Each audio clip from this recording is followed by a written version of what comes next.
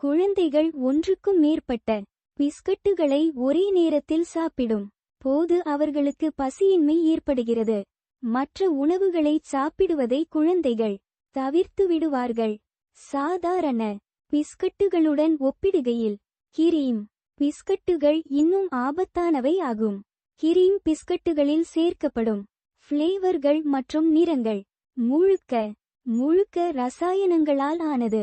அதன் சுவைக்காக சுக்ரோஸ் அதிகமுள்ள வெள்ளை சர்க்கரை அதிக அளவு பயன்படுத்தப்படுகிறது. இது பெரியவர்கள் மற்றும் குழந்தைகள் உட்பட எல்லாருடைய உடம்பிலும் இரத்தத்தில் சர்க்கரையின் அளவை அதிகரிக்கச் செய்யும் தன்மை கொண்டது.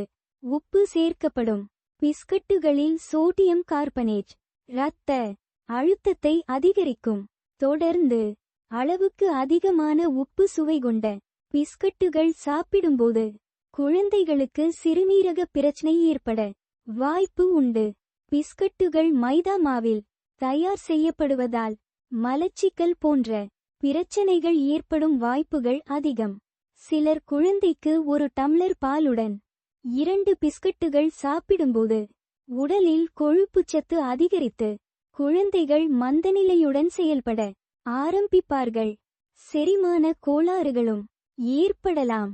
சில பிஸ்கட் பாக்கெட்டுகளில் சுகர் ஃப்ரீ பிஸ்கட்டுகள் என குறிப்பிடப்பட்டிருக்கும். ஆனால் இந்த பிஸ்கட்டுகளில் சுக்ரோஸ் நிறைந்த சர்க்கரை சேர்த்திருக்க மாட்டார்கள். ஆனால் அதன் சுவைக்காக சுகர் ஃப்ரீ மாத்திரைகள், சோள மாவு, சுகர் சிரப் போன்றவை சேர்க்கப்பட்டிருப்பதால் உடலில் உள்ள மெட்டபாலிசத்தின் அளவை குறைப்பதோடு கல்லீரல் சார்ந்த பிரச்சனைகளையும் ஏற்படுத்தலாம். எனவே குழந்தைகளுக்கு இயற்கை உணவு அல்லது வீட்டில் தயார் செய்த உணவுகளை சாப்பிடக் கொடுப்பதே ஆரோக்கியத்தை கொடுக்கும். வளரும் குழந்தைகளுக்கு பிஸ்கட் சாப்பிட கொடுப்பதை தவிர்ப்பது மிகவும் நல்லதாகும்.